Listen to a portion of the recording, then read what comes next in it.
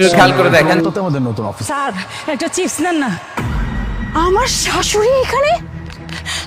না। মা, মা কোথায় যাচ্ছ? আমার কথা শোনো। মা দাঁড়াও বলছে, আমার কসম।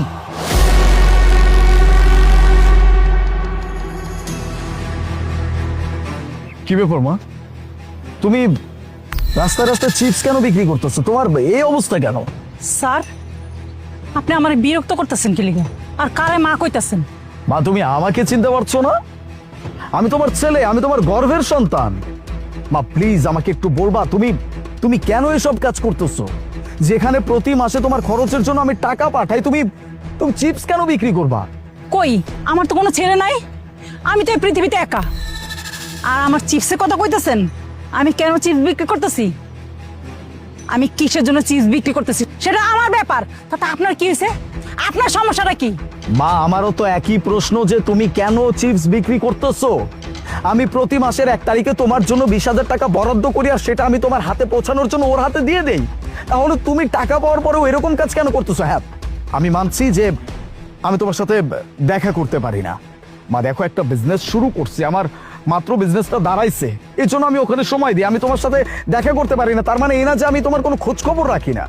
আমি তোমার জন্য টাকা পাঠাই মা, তুমি তুমি টাকাই বা কেন পাবা না, আর তুমি এইসব কাজই বা কেন করবে? আমি কিচ্ছু বুঝতে পারছি না। মুনা মা, মা এসব কি বলছে? কি করতেছেন? আপনি আমার ছেলে, হ্যাঁ?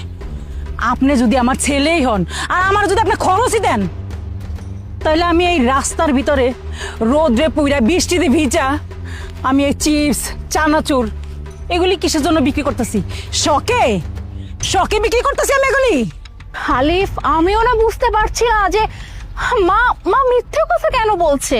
তুমি আমাকে যখনই টাকা দাও আমি সাথে সাথে মাকে টাকাটা পাঠিয়ে দিছি, বাট আমি না বুঝলাম না মা কেন মিথ্যা কথা বলতেছে। আর মা আপনার কি হয়েছে? হ্যাঁ, আপনাকে তো আমি প্রতি মাসে টাকা দিই, তাই না? তাহলে আপনি শুধু শুধু কেন রাস্তাঘাটে চিপস বিক্রি করতেছেন, তার উপর ছেলের কাছে আবার আমার নামে মিথ্যা কথা বলতেছেন? কি 20,000? আরে স্যার, আপনার বউরে জিজ্ঞেস করেন, আপনার বউ কখনো 20,000 তো দূরের কথা, আমারে 20টা টাকা দিছে কিনা সেটাই জিজ্ঞেস করেন। আলিফ বিশ্বাস করো, তুমি আমাকে অ্যাটলিস্ট বিশ্বাস করো।